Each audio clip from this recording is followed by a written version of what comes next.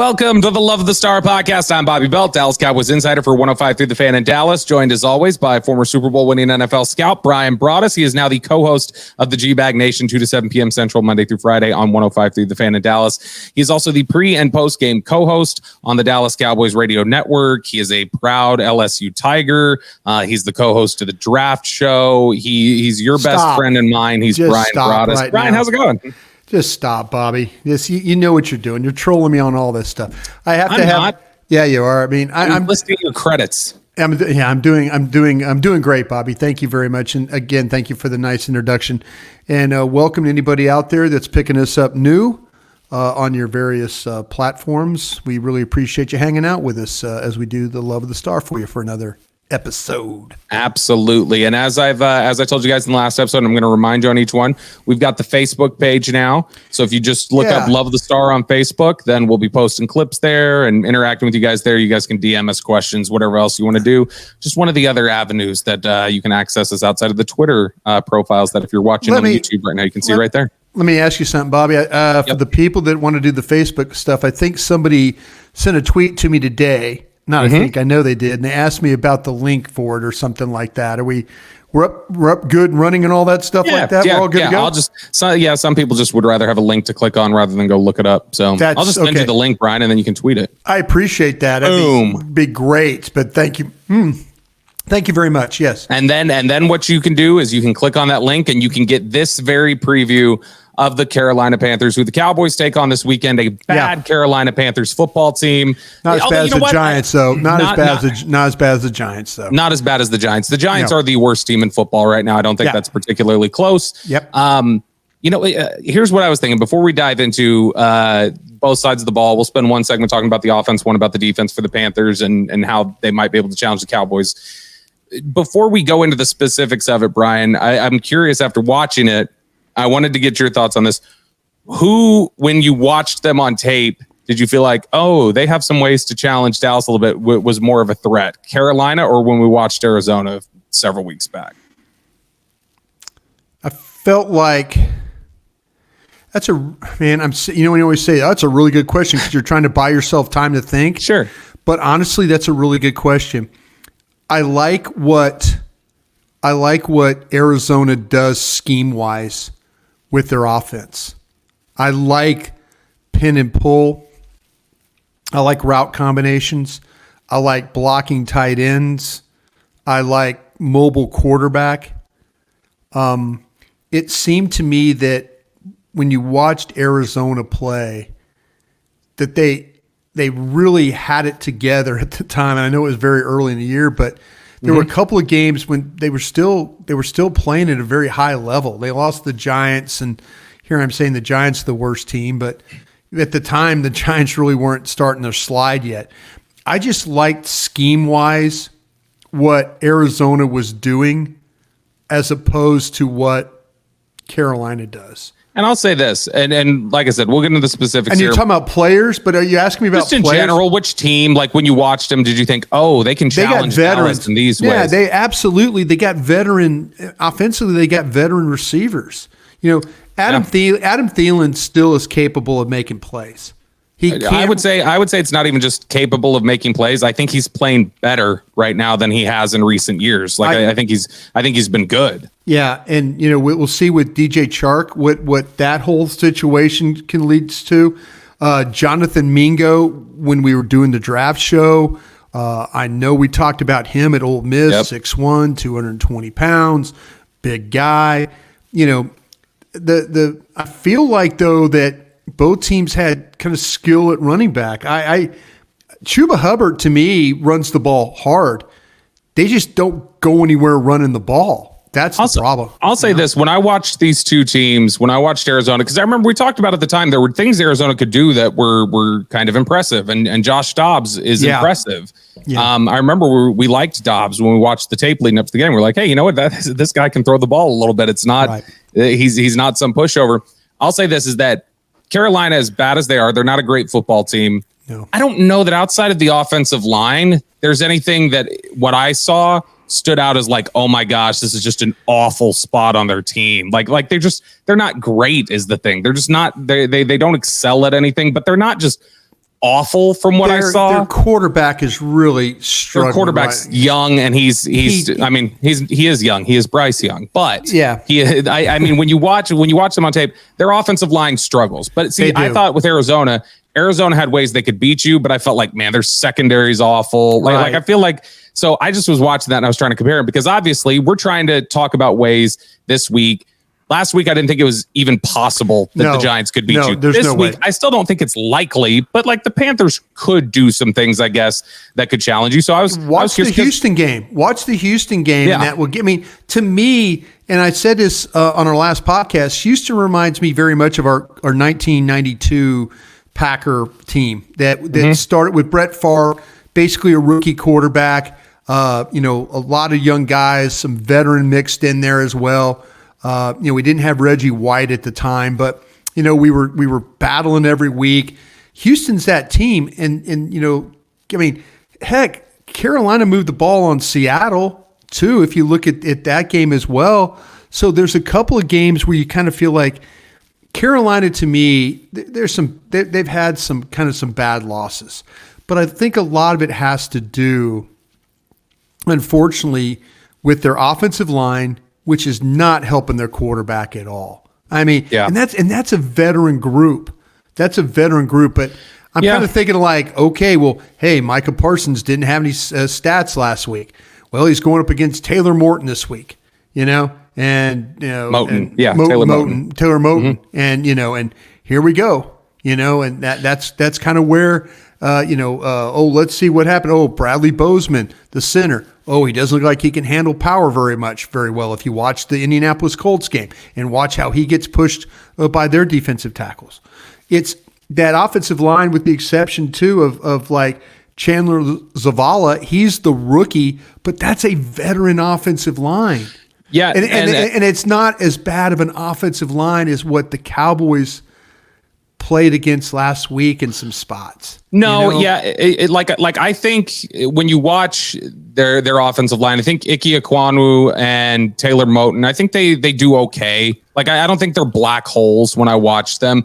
I do think the interior has some issues. I thought Ekwonu was going to be this next level type of player coming out of North Carolina State. It's year 2. He played really well against Chicago, I thought personally, what I saw on tape. Now he hasn't been like that all year, but it's Moton the one that has the problem. And you're saying at the guard spot, do you think Corbett and those guys are not very good? I don't think Corbett is as bad. They've had some problems. Corbett's missed some time this year due to injury. Calvin Throckmorton had started at right guard earlier in the year while Corbett was coming back. Then he moved over to left guard when Corbett returned to the lineup.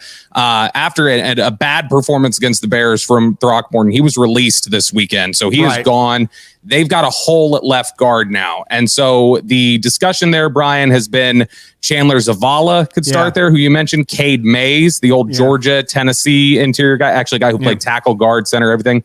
There was one thing that was interesting to me that I saw being speculated in the Carolina circles this week, Brian, was that Bradley Bozeman, who has been their center now for 2 years, played center the last 3 years total, going back to Baltimore. There was talk he could move to guard this week, that he could become their left guard, and they would play Mays at center, who Mays played some center at Tennessee to close out his career. So that maybe they would think, Cade Mays has played some at guard this year, but let's try maybe putting him at center, Bozeman at guard. If it's not that, then it would probably be Bozeman at center, Zavala at left guard. But they've definitely had some turmoil and some turnover on the interior there. And so this is an offensive line that I think they can take advantage of, even though it's not as bad as the one with the Giants. And I think that it's one where I think this is a big part of Bryce Young's issues, is that Bryce Young is... Well, I think that it's just he's not able to find the comfort level that he would like to. And it's because of that offensive line. And we'll get into Young specifically here in a sec. But Brian, just your thoughts in general along the offensive line. Because to me, I look at it and I go, all right, let's attack these A gaps. Let's do whatever we can. I think the A gaps and I think Moton, I think they're all fair game in this one. I really, really do. I think they're going to have problems with the Dallas front. I think the front is going to give them problems. We're going to talk about Bryce Young. Daniel Jeremiah, who is on the NFL Network, does a great job moving the sticks. The podcast, it's a really, really, him and Bucky Brooks, former NFL scouts. Those guys, yeah, both those guys are scouts. I thought that Daniel Jeremiah described the quarterback perfectly. There's NFL open and there's college open. And Bryce Young is dealing with trying to figure out what NFL open is, and he's holding the ball much too long for what they need to do. That's the thing, is that the guys are obviously allowing some pressure right now. Bryce Young it's funny that I had talked before the season on Sean and RJ on 105 through the fan. We had talked about kind of projecting out guys like Anthony Richardson, Stroud. Right. And I had said, I think Stroud could be better down the road. I thought Stroud had the chance to be the better quarterback. Richardson had the chance to be the better quarterback. But I said, here's one thing I feel really confident in. Rookie year, Bryce Young is going to be better than them because Bryce Young is the most pro ready. He's coming from Alabama. He's polished. Yeah. That's a big thing for him. And it's interesting, Brian. I don't know about you. When I was watching this tape, watching Bryce Young, he does not trust what he's looking at. Not at all. That's the biggest thing I noticed, is that he's got talent, he's got accuracy, but man, you see him kind of double clutch. He doesn't feel confident in what he's seeing. And I think the Cowboys are going to be able to, the Cowboys in the secondary are going to be able to take serious advantage of that. No, I think you're absolutely right. That's where, when you look at, I mean, especially watching the Colts tape, and you could see like he was trying to look down the field. Then there started to become muddy in front of him. His eyes went down, and then he tried to go back up to find what was going on. So he really, really doesn't trust right now what he's seeing. I think Daniel made a really good point about the pro open, the NFL open, and the college open. There's a big difference. When you're playing against NFL secondaries, you have to trust it. You could throw the ball. That's the one thing. When you watch Houston play Carolina, I was watching Carolina's defense against Houston. That's the one thing that guy down in Houston has going for him. Yep. He's throwing the ball in between guys. Like he's hitting Noah Brown on a deep slant, a deep crossing route, and all of a sudden he's firing it in between. And I think we've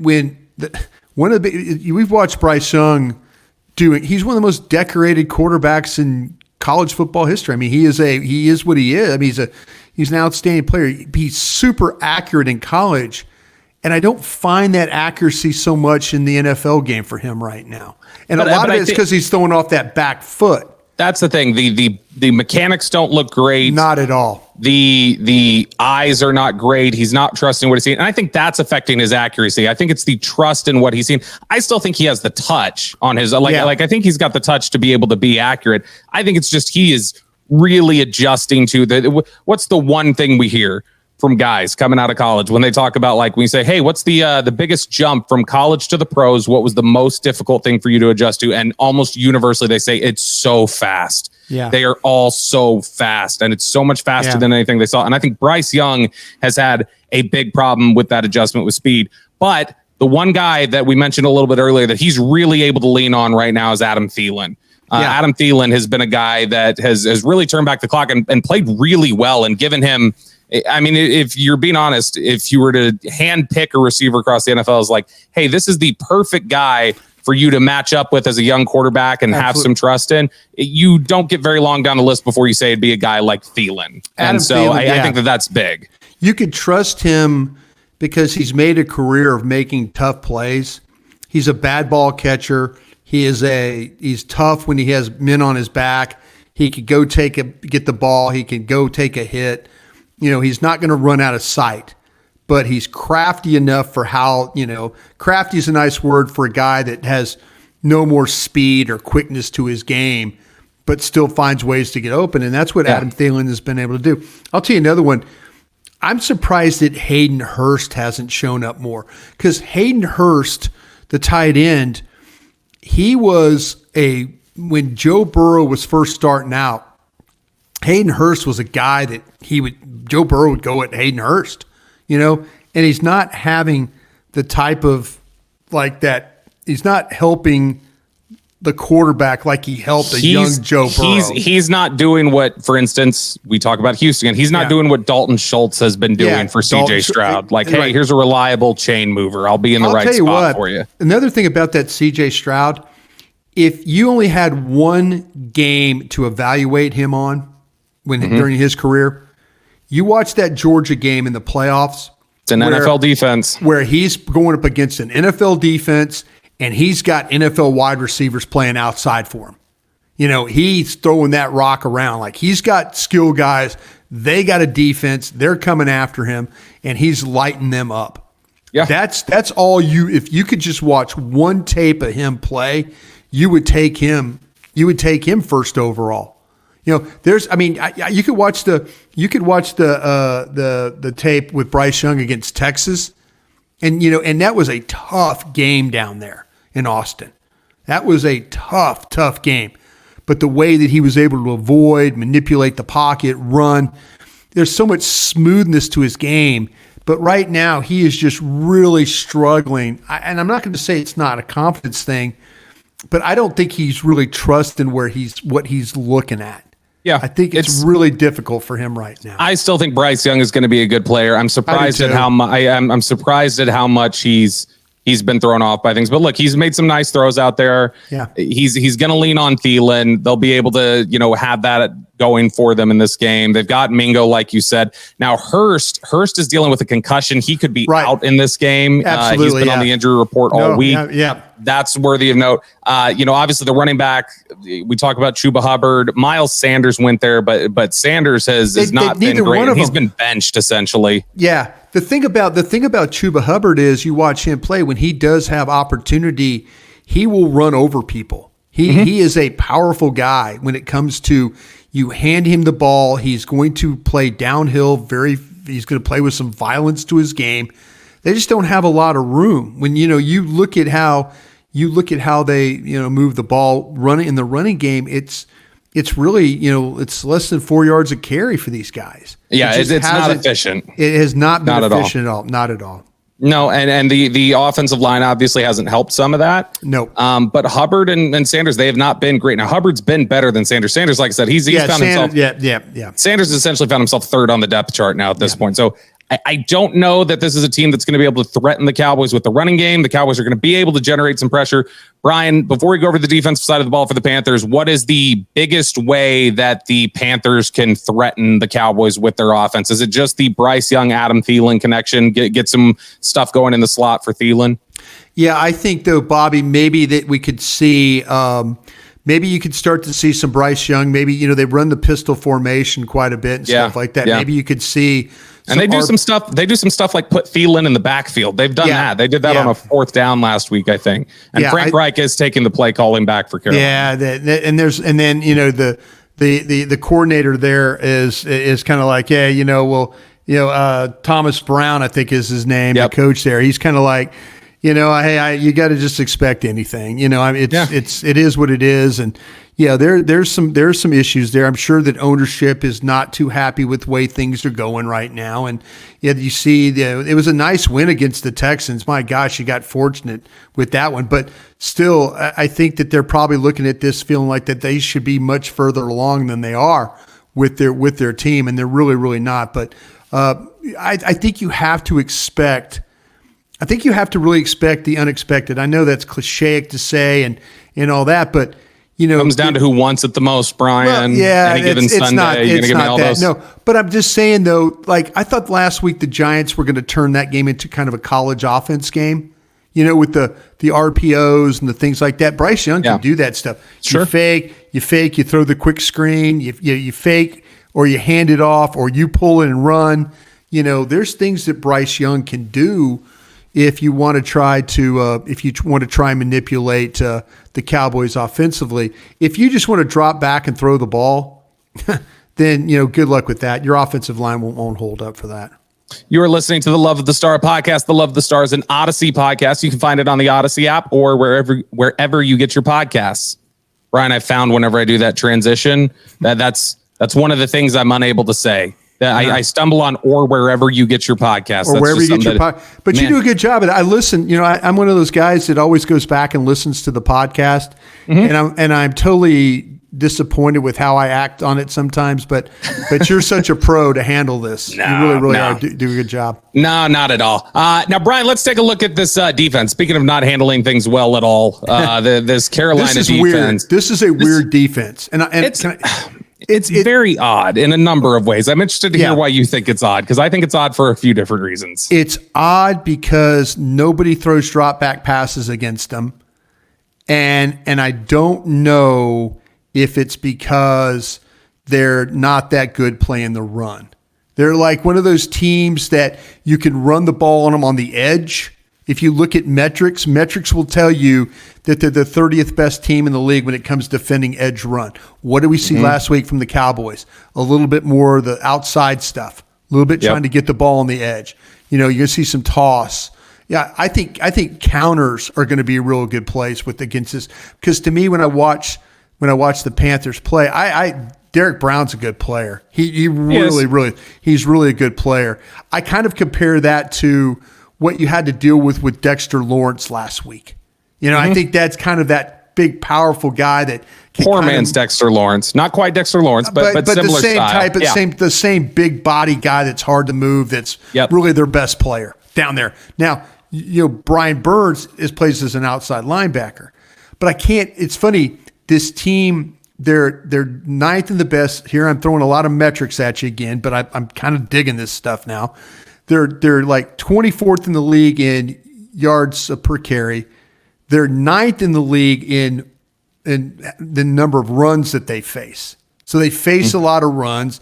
They give up over 4.3 yards a carry. That's another problem. You can attack them on the edge. That's another problem that they're running into. So, it's one of those teams that I think some misdirection, some counters, get them going one way. They're one of those teams that like the Cowboys used to play. Remember the Cowboys used to when they would angle, they take their line and they would kind of step and go one way, and then they would fill on the backside with a safety or something. They're trying to cover all the gaps, and they can't cover all the gaps. They're struggling to cover all the gaps. So I'm kind of feeling like the Cowboys could come out and try and run the football and have some success doing that, and maybe that will help them, allow them but I could see some waggles, some boots, get everybody moving one way, take it back the other way. But they get a couple of guys back this week. If you look at, like I say, Brian Burns missed the Chicago game with a concussion. He's available. Yep. And then with Horn. With Jason Horn is not a certainty yet. Apparently, that's one where he's trending the right way, but that's one that Burns is playing. They basically said Burns is back, so Burns is in. But Horn practiced full yesterday, right? Yeah, no, he was not full. He's been limited this whole week. So I thought he was. I'm sorry, I thought he was full. No, Horn has been limited both days. Okay, and so he's somebody who. I think Horn, the way they were talking, is trending towards the right way, but they didn't sound certain about him. What about Henderson? What about C.J. Henderson then? So Henderson did not practice on Thursday. He was limited yesterday. He did not practice on Thursday. They've got some injuries here. Xavier Woods, our old buddy at safety, he was limited this week. You've got, like you mentioned, C.J. Henderson, Marquise Haynes, who they just got back. He was limited this week. Brian Burns has been a full participant. But look, they've also lost a couple of their pass rushers this year. They lost Yetur Gross-Matos, who it's stunning to me to realize he's in year 4 now, Brian. Penn State, right? Yeah, I thought he was year 2. Wow. These are going by too fast. But Gross-Matos, he's on injured reserve right now. He is not eligible to come back, I don't think, until next week. Right. Justin Houston, the veteran edge rusher, he's been put on there. I don't think they are necessarily awful, though, with the guys they have. They've got Burns, DJ Johnson, Amari Barno. They've got some guys who are okay. But what's interesting, Brian, about this team, when you look at them, this is a 3-4 defense, but it's one of those it's still like a 4-man front. It's like 3 and then one of them standing up. Right. But I mean, it's essentially you got 4 linemen there. It's just one of them standing up. It's a 3-4, but really it's still 4 guys on the line. But they have to blitz to get pressure. But see, and that's the interesting. Metrics will tell you. The blitz rate is one of the highest in the NFL, and their pressure rate is still one of the lowest. Yeah, you can block up their 6 guys that are coming at you. So that's the interesting thing about this defense. Like we were talking about when we say there are interesting things about them. That's one of the interesting things to me is that they will blitz. They're willing to do it, and they still don't get guys home. First down. And they still don't get guys home though. No, you look at the way that they play. And another thing we need to keep an eye on, Bobby, teams that they've played that have really quality receivers, and they've played Miami, they've played Seattle, and they played Detroit. Yep, like 96% zone against Miami, 92% zone against Seattle. 83% zone against Detroit. They have to be nervous about Dallas's receivers. They have to be in this game. Especially with the way Dak does against the blitz. Yeah. And so to me, I could see them, but Dak's done a good job against zone coverages too. Yeah. He's kind of figured some, these receivers do a good job. They move them around. They get it. They find space, sit down, boom, throw them the ball. But yeah, if Carolina is going to blitz and they're the most 40, I think it was 43% of the time they blitz on first down, the highest of all the downs. That's the one that they blitz the most on first down. So what they try and do is they try and get a negative play and then find a way to kind of hold on which they are 9th overall in blitz percentage for all downs. They blitz a lot. Yep, they blitz a lot, but primarily on first down. And even with all that blitzing, Brian, they're bottom 10 in the NFL in pressure rate. Here's another thing that's interesting about this team. You know what? This defense is number 1 in the NFL in, Brian? What are it's a bad metric to be number 1. No. They're number 2. Well, they've given up 15 rushing touchdowns. They're number 2. Well, there is that. That's not what I was going to say. The Giants are number 1. Giants give up 16 rushing touchdowns.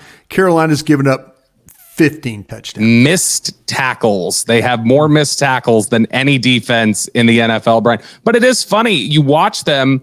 They don't generate a lot of pressure, but it's not like I don't see them just getting gashed in the passing game. It's not like they're giving up a bunch downfield. It's a zone.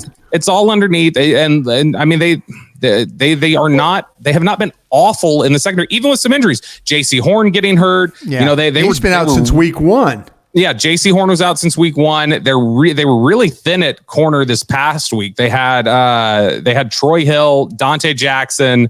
I think they had like 3 healthy corners essentially. But I gotta say, Dante Jackson he's not bad. Jackson had a good game against Chicago. He's played well. Is the kid's name Boodle? Is that his name? Yep. Boodle has been a player for them too. Yeah. So I was making sure. Somebody they weren't anticipating leaning on. Somebody that they had to a little bit.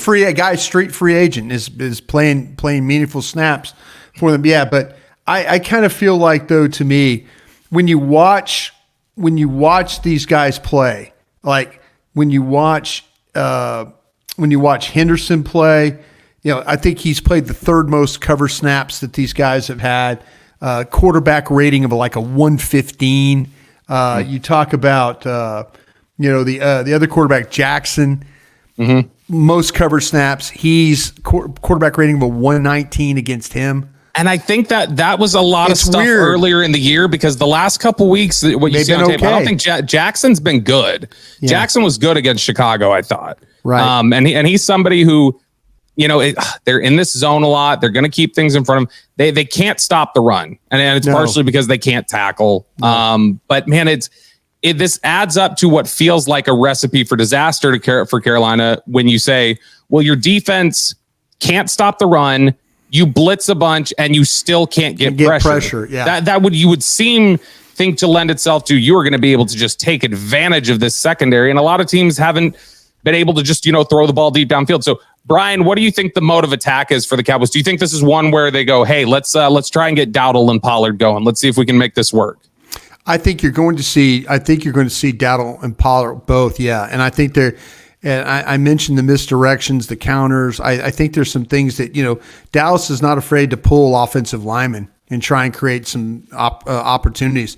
But they need to kind of figure out, 3 or 4 running plays that they can hang their hat on. And that's why I wouldn't be opposed to starting Rico Dowdle in this game. Just go ahead and let Rico have some success. Let the line feel a little bit better. Okay, we could block this up. Maybe this is something, and then bring Pollard in. And let Pollard not. I think there's something to Pollard being the primary back right now that's got him freaked out. I just don't feel like he's seeing the holes and they're not a lot of holes. It's not all him, but there's times where they block some things up and he just hasn't been able to get to and through the hole. He's clearly a different looking player. We had Brian Baldinger on the radio on Wednesday, and he's like, he even said that. And Baldy watches the tape every week. He's like, he's clearly not the same player. So, and we all know that. But maybe maybe the thing about it is you start Rico, you have some success, you beat them up a little bit up front. You kind of find a way to. It'd be a nice game if you could find a way to build a little bit of a lead and just because it seems like teams are building leads and just running the ball on these guys, try and get out of games. So I think it's interesting you say maybe bully them a little bit. That was one of the things that stood out to me watching their defense. Was this does look like a defense that you can push around. They don't like physicality. No. This feels like a defense that. When we've talked before about Dallas not able to handle San Francisco's physicality, or a few years ago when we said Dallas was just super finesse on both sides of the ball, and if you punched them in the mouth, they had trouble. This Carolina team, it feels like on defense, just does not want to play in the mud. Like they don't want it to be a brawl. They would prefer if things were a little bit more finesse, and that would allow them to, I think, compete a little bit. Brian Burns, people have run the ball at him. It's when the ball's gone away where he could chase it. That's where I think he's really good. Yeah. No, I think that's and he can take advantage of his athleticism. Yeah, Right. Running at Brian Burns has been a recipe for success, for a while now. But when we look at this game here, Brian, before we get over to the mailbag, what is your pick for this game? What do you expect from the Cowboys? Why don't you go first? I totally forgot I had to pick this game. But go ahead. Oh my gosh! What are you doing here, Brian? I know. I'm gonna write a score down. The first thing that comes to my mind, I'm gonna write. All down. right. Okay. All right. But So here's ahead. what I think is going to happen. I think that this is going to be a game where the Cowboys try to establish the run a little bit, and similar approach to what we had talked about last week, where when you try to run the ball against them, if you find it's not working early, if you're not able to do it, then just move away from it. Let Dak have success against the zone defense. Let Dak have success against these extra rushers that he's so good at identifying and picking apart. Dak has played really well in recent weeks. I'm going to say the Cowboys win this one, Brian, 31-14. We'll give it 31-14 Cowboys over the Panthers. I wrote down on my little card here that I wrote Dallas 26, Carolina 13 is what I wrote. More red zone issues for the Cowboys. You don't think they're able to? You think they're going to kick like 8 field goals? Or I think whatever this is. I think it's more like 4. I think that maybe Carolina will find a way to get a stop or two. And all of a sudden it'll turn into Aubrey knocking a couple of them home. Sure. Well, I mean, I'm not going to call total red zone failure, but maybe there'll be 1 or 2 where they get stopped and they have to kick a field goal. Cowboys, for all the things that they've had success with in recent weeks, they are still, Brian, one of the worst teams in the NFL in goal-to-go situations. That is a problem. Either find a way to hand the ball to Rico Dowdle or find a way to hand the ball to Hunter Lipke. That's my suggestion right there. You are listening to get out. By the way, real quick, I'm sorry. Before you say get out of the love of the star here, to me, shotgun four times in shotgun is another thing that drives me absolutely nuts. By the way, like you're down on the goal line and you're in shotgun 4 plays in a row. Please don't do that anymore. Come on, Brian. We all love the shotgun. Not on the 2-yard line. I don't. Absolutely not. You are listening to the Love the Star podcast. The Love the Star is an Audacy podcast. You can find it on the Audacy app or wherever you get your podcasts. All right, Brian, it is now time for our Dean Julia Love of the Star mailbag.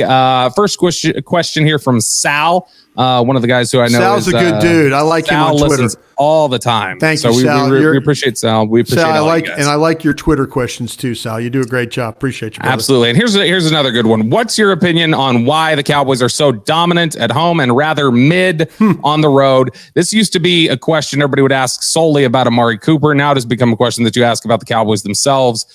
They've had their struggles on grass in recent years. They don't seem to play. Obviously, the offense doesn't seem to click as well on the road.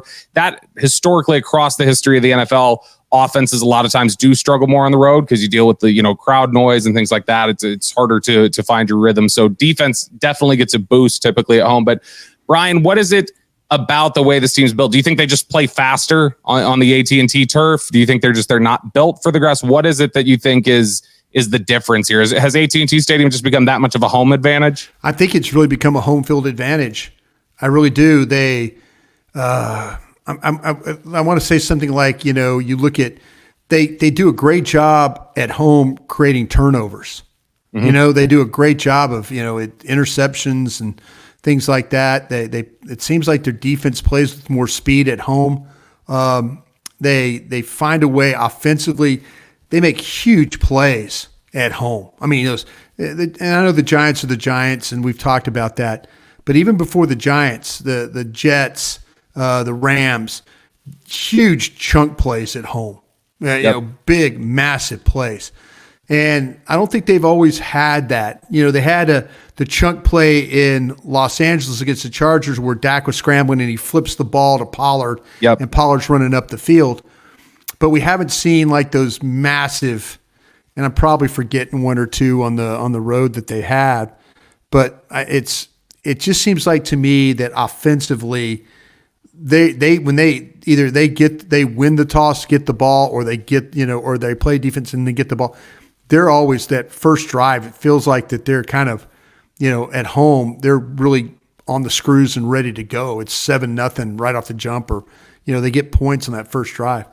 Yeah, and I wonder how much on the road. I just think they don't make the chunk plays, and they don't turn people over on the road. I think I'm right about that. Yeah, and I wonder how much of it just has begun to get into their head a little bit at all. Yeah. If there's any psychological component to, we're just not as good at home. Like, I know there was there used to be a time where in the Jason Garrett administration where they're really good on the road and bad at home.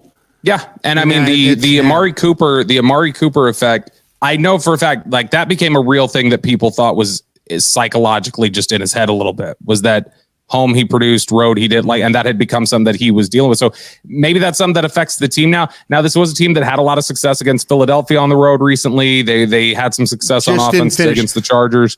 Yeah, but they had a chance to get, basically they had 3 fumbles in the Eagles game and didn't get any of them. They've had really bad luck with fumbles this season. They are not recovering a lot of the loose balls. No, but they had a chance.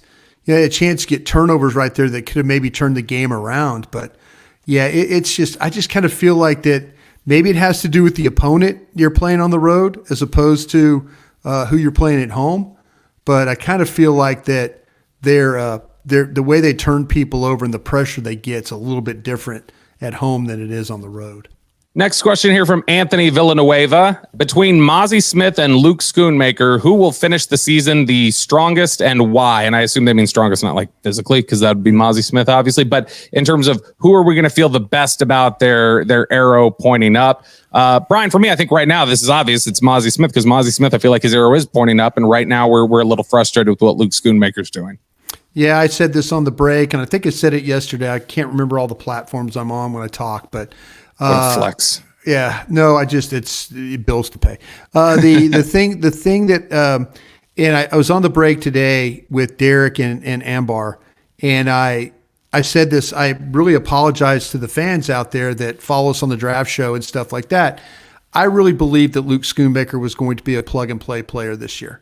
Mm-hmm. I really thought his blocking would be good enough to where he would get in there and you could run the ball behind him and they were going to be effective and all that. Yep. He's an average blocker. He tries, but he doesn't get the movement or the sustain that he got in college. And I thought he was going to be plug and play and ready to go. And I apologize to everybody out there. I'm not saying do you think we have Schultz effect here? Because you remember Schultz on tape at Stanford. Schultz on tape at Stanford was a good blocker, and he came out of a David Shaw system that was about blocking tight ends. And then you remember he gets to the NFL, and people were like, "Why doesn't this guy block?" Yeah. So I mean, I kind of wonder if there's something to that, because it's the same thing Schultz did. Came from a blocking scheme, was considered a good blocker in college, then gets to the NFL and everybody's like, he can't do it. I hope Same with Schoonmaker. I hope that's the case, because right now, having Hendershot coming back potentially, I think is a good thing. Having Ferguson, good thing. They need something out of Luke Schoonmaker, and the drops have hurt me. I mean, I think he's a better receiver than what he's shown this year. Yeah.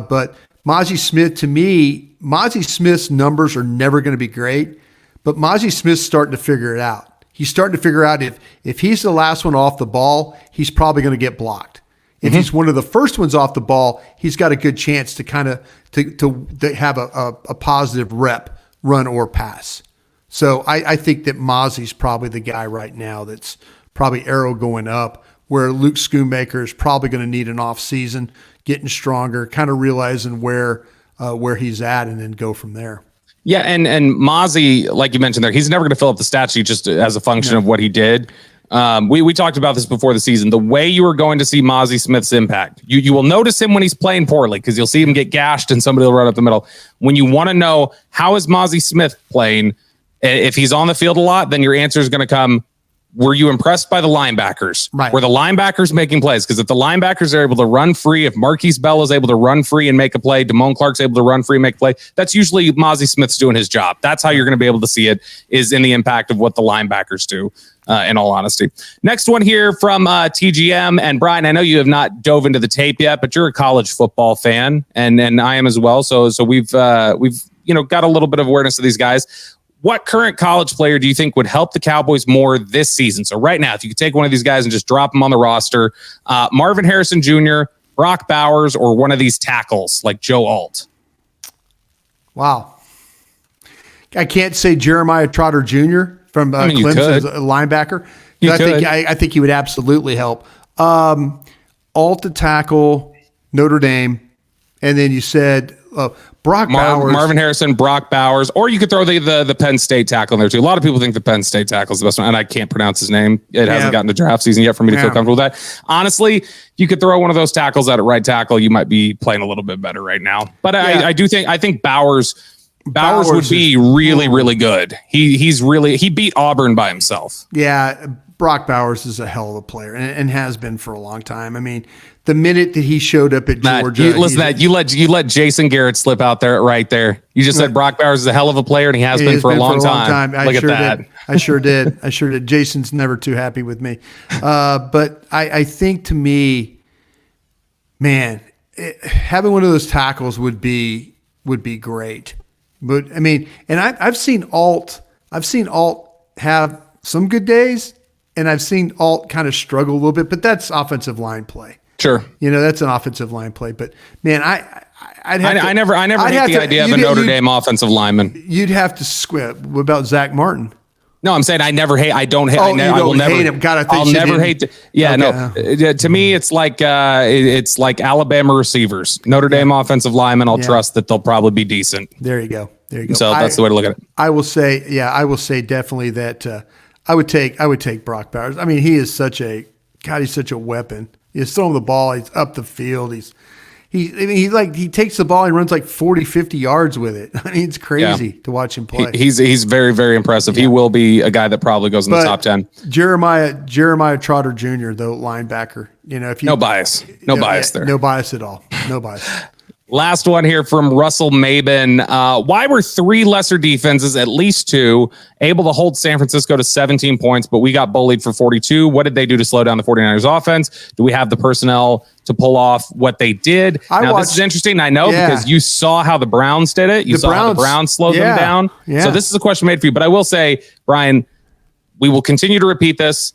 The 49ers are the Everest to the Cowboys. That's just where they're at with this team. There's a big psychological thing there that is also going to impact things regardless of your personnel and your scheme. Like there's a psychological impact here that you have to worry about. But Cleveland, what did they do to San Francisco? Cleveland did something. Their pass rush was outstanding, by the way. Cleveland's pass rush is really, really good. And I will say this. They did something that was when you watch how they played the secondary. We all know how San Francisco runs those crossers, right? Those deep in cuts and stuff like that. Like the Browns showed like a two deep, and Jim Swartz, who's the DC there, I mean, old crusty guy, my age, but man, I mean, he learned his lessons through the years.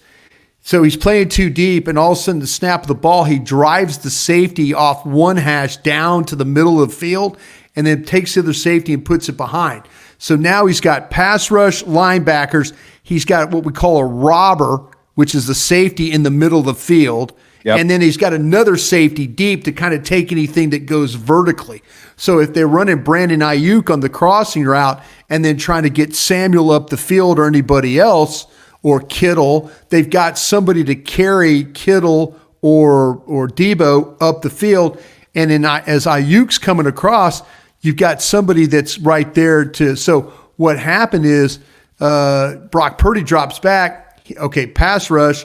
He's looking. Oh, wait a minute. Linebackers, robber, and another guy behind. So on 3 different levels, they took care of the 49er crossers is what they did. And whether the Cowboys are able to do that or not, Brian, would depend wholly on how disciplined are your safeties playing. It sounds like. Well, I mean, if you've got Malik Hooker and he's not able to play that robber effectively, or he's getting turned around, or just not aware of the way he needs Thomas. This is a Wanye Thomas deal.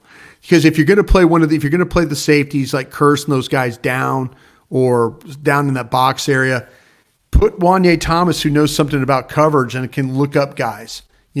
But that's what Jim Schwartz did. I mean, there was some like third down situations where cover two, robber.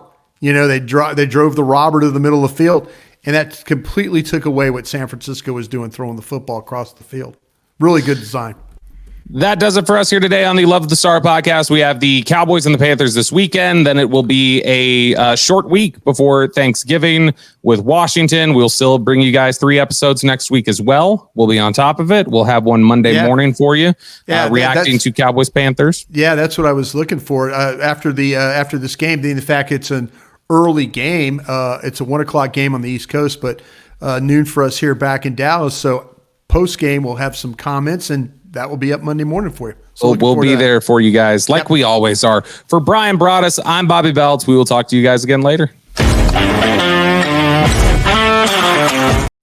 Hey, thanks for watching. If you enjoyed this video, please don't forget to give it a thumbs up and subscribe to our channel for more content like this. If you want to see more of our videos, be sure to check out our playlist and let us know what you think in the comments below. Also, don't forget to follow us on social media to stay up to date on our latest updates. Links are in the description. Thanks again for watching, and we'll see you in the next video.